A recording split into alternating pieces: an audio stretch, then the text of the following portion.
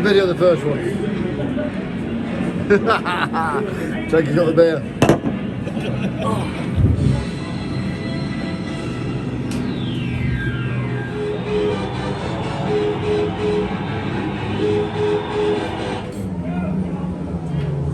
Go on, Coventry! 5-1, look at that, that's what we want. Go on, boys. Good start. Yeah, very good. Can't get better than that. To the planning committee. So in the next couple of months, that application will go to the planning committee. We will be represented there. We'll be speaking at the meeting. We have 3 minutes to speak. That's all, very strictly. To be fair, the developers only have 3 minutes as well, but we'll be making our case in those 3 minutes, and we are hopeful. We've absolutely no idea which way the council are leaning, but we are hopeful the planning committee will refuse their application. So that's their application.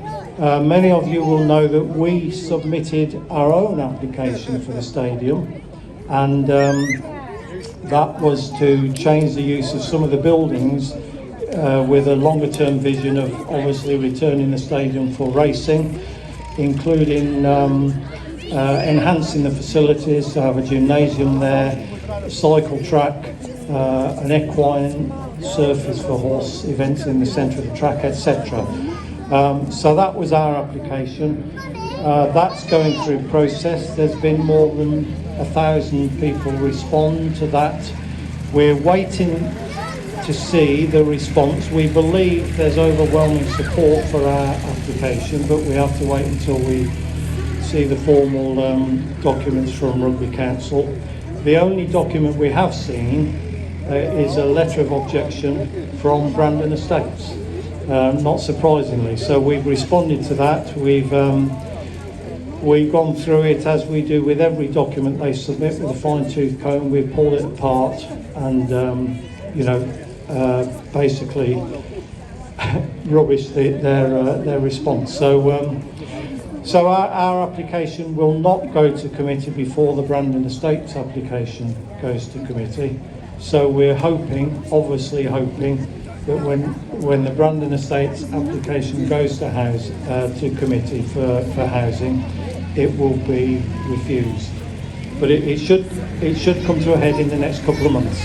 Yeah, so like you say, that with the applications, with the court case, some big dates coming up over the next few months. Just finally, I think particularly when you look at the Oxford Cheetahs situation, I know it was slightly different circumstances in some way. Nevertheless, a lot of people never thought they'd see them back on track 15 years later. So got to take some hope from that wonderful story as well. Absolutely, the Oxford story is absolutely brilliant. They got tremendous support from Oxford Council and councillors within Oxford. If I'm honest, we've struggled to get support, a similar level of support from rugby councillors. There are a few, we believe, that are supportive of retaining the stadium, but we're still optimistic. We're hopeful, optimistic that we will be successful.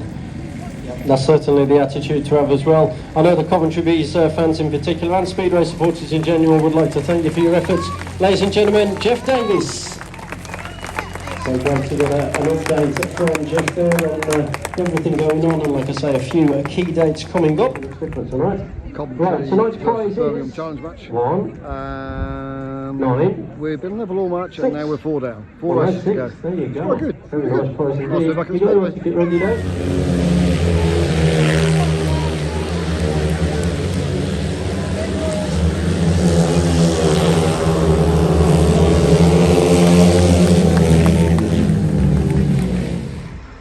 Thursday and we're only just unloading.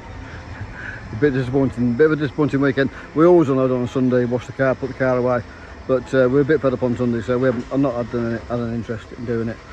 So it's coming out now. I'm going to put the car away and do some work. Oh, right, I was going to tyres. There's 4 tyres on the car. Obviously there's 2 wheels on the side nerf rail there. So 4 tyres. We bought, well, they're 4 new tyres for the semi-final last weekend, and we worked out the cost. We didn't realise, well, they didn't cost us that much because we bought them a few weeks ago. But we bought 4 new ones for the next meeting, and they're now 192 quid each. So and that was 320 or 324. So 4 tyres now is 900 quid. Like I say, they didn't quite cost 900 quid. We bought them a few weeks ago. But that's how much 4 tyres are now. 4 on the car and 4 spares. We also have a couple of spare rears there. And 1 spare rear down there, and 1 in my hand here to try and get the stagger right. And there's some in the front as well, so I'll have a quick look what's in the front and count how many wheels and tyres we've got. I'm just counting wheels. 1, 2, 4 on the car, 6, 7, 8, 9, 10, 11. Oh, they're just tyres. That's 11. That's not one. This is what we carry to meeting for a tarmac meeting. 12, 13, that's a front right for in case it rains. 14, 15, 16, there's 3 more there, some on the other side. Oh, that's my tyre pile. 16 one so far, 17, 18, 19, 20, 20 wheels, because that's obviously the front, that's the front. So we've got 20 wheels for one tarmac meeting. And they're my our spare wheels and tyres. So, it is crazy taking 20 wheels to a meeting when it's costing 900 quid for four tyres now. I don't add all that lot up. I don't add it up. Once I come off the rim, then we go back on again. Right, let's get this car put away then, Jakey. Yeah, so them American racers are getting dear again now, aren't they? Of course, we didn't have to buy. You don't have to buy new rally tyres. You can get second-hand rally tyres for like 40 or 50 quid. So we just bought a couple of new ones because it was semi-final. I spoke to another driver. He said it cost him 1,500 quid with tyres and fuel because he was bringing a coach from 4-hour drive to Skegness. So it's getting a bit dear now, isn't it? So I think we need. I think there'll be some changes this winter in the AGM, try and bring costs down again. So let's see. Right, I hope they all have a good day in Benray. Wish we were there. And then press the record first. How'd you feel after the weekend? You got to have your disappointment. Yeah, it's what it is. It is what it is. Well, Well, we ain't going. The lads are going to Benray now. It's Thursday today. They're going to Benray. Quite a few of the lads. We're not going. So weekend off for us. Then we've got Shell next weekend. It's Bradford Sheffield next weekend, and we ain't doing that either because we haven't got our Shell engine sorted yet. That's our next job. We couldn't think past last weekend, so we'll think about Shell engines next. And then what's after that? Weekend off again, which is the week before the World Final. Weekend off. Yeah. Yeah. Phoebe's wedding weekend. We're going to Poland. We've got a wedding to go to in Poland, but we've already arranged. And then World Final. Consolation. For you, yeah. Yeah. That's your Consolation Senate, yeah. Yes, that's your next race. I thought you were saying I was in the consolation. No, consolation semi-final. World Final night. So that's our next meetings. Jake's hand is hurting after the weekend. He had a few crashes, didn't he? Yeah. It's a bit sore. Yeah. So it doesn't hurt, does it, to have another few weeks off, does it? And then back for the World Final weekend. Right, should we put it away? We have to. Yeah, we have to. We'll put it away. We've just unloaded the car and just scuffed it round there, and that would scuff all the way around. The back wheels would scuff round when the wheels are scuffing because the diff is locked. And we're putting this car away. When we loaded it up, we know the clutch had gone, and we've just realised that the tyres didn't scuff, and that means the half shafts have gone, not the clutch. So that's really good news. We thought we were going to put this inside and I'd be spending another few £100 and a load of time and effort doing the clutch, but we're quite pleased now. It's obviously a half shaft, not a clutch. That wheel's really badly buckled, so it's had a big impact on that back wheel. What's that wheel?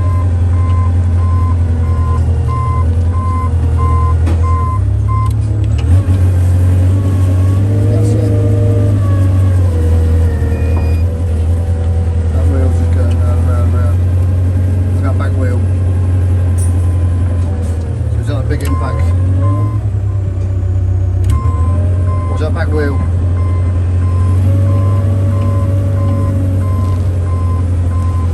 Yeah. Just watching this video, just watching my blog back before I post it, and just reminded me of the story of my first year at in Formula Ones. I burnt Scotch out at Birmingham on a Saturday night, and I rang. The following day was Hednesford, and I rang Frankie on the Sunday morning. I said, could I bring my car to him to take it home and repair the clutch for me?